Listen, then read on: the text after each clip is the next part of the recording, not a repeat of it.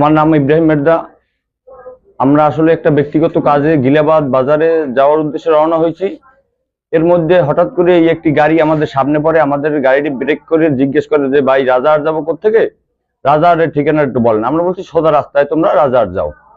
তা আমরা ওটাকে এক যারে সাথে কথা বলতে গেছি, তারে না পাই আমরাও চলে এসেছি জায়গাটা।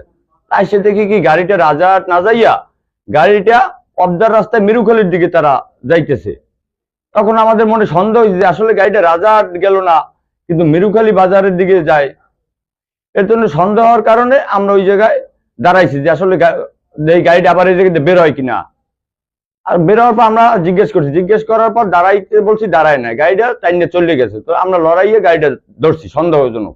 ধরার পরে এদেরকে সার্চ করার পরে এদের কাছ থেকে ইয়াবা এবং গাঁজা দুটোটাই পাওয়া গেছে। 3 পিস ইয়াবা ওদের কাছে আছে এবং 1 পোল্টা গাঁজা আছে।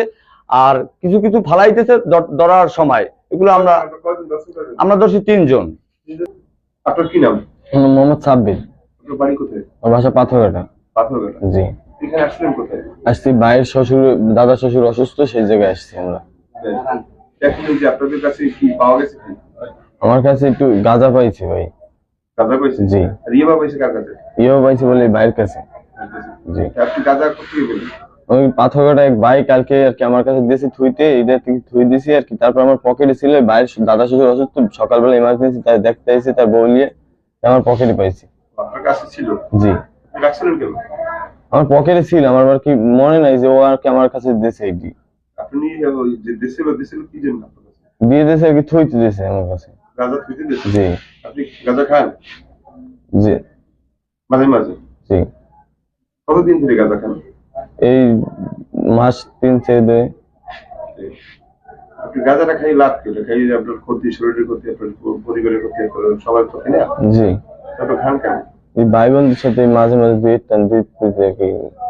কাজ করেন? পেশায় কি করেন? আমি এমনি আগে রেন্টে কাজ চালাইতাম, এখন এই ভাইয়ের সাথে এই রড মিস্ত্রি কাজ করি। কোন ভাইয়ের সাথে? এই আমার। আসলেন কি জন্য? আমি আসছি, আমার দাদা শ্বশুর খুবই অসুস্থ।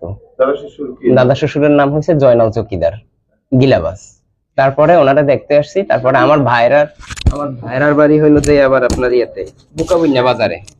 তারপরে আপনার ওই বুকাবুন্যা বাজারে ওনারা আমি ফোন দিছি, উনি বলে আমি আসতে আছি, বসেন। আমরা নাস্তা পানিও কিছু খাই নাই।